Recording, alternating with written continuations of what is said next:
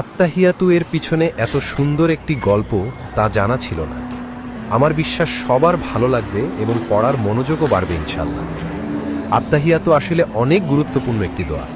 এই দোয়াটার পিছনের গল্পটা জানার পর সত্যি আমার হৃদয়টা অনেক কোমল হয়ে গেছে।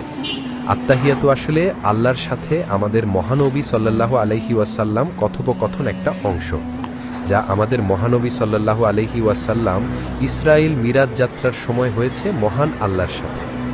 মহানবী সাল্লাল্লাহু আলাইহি ওয়াসাল্লাম যখন আল্লাহর সাথে কথোপকথন শুরু করে তখন আল্লাহকে আসসালামু আলাইকুম বলেননি, তাহলে কি বলেছিল?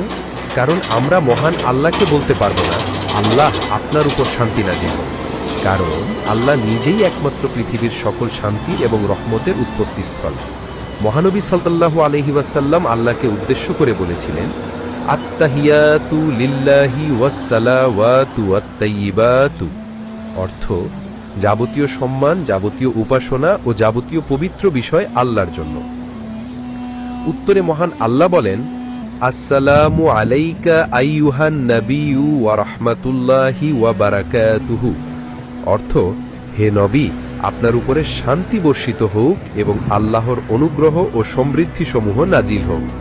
এতে মহানবী সাল্লাল্লাহু আলাইহি ওয়াসাল্লাম বলেন, আসসালামু আলাইনা ওয়া আলা ইবাদিল্লাহি সলিহিন, অর্থ আল্লাহর সমৃদ্ধি শান্তি বর্ষিত হোক আমাদের উপরে এবং আল্লাহর সৎ কর্মশীল বান্দাগণের উপরে।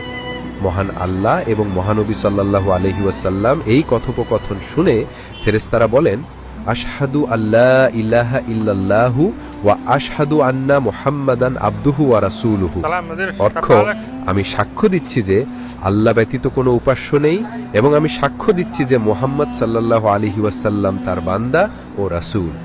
সুবহানাল্লাহ। এখন আমি এবং আপনি আত্তাহিয়াতুর গুরুত্ব এবং পিছনের ইতিহাস জানতে পারলাম।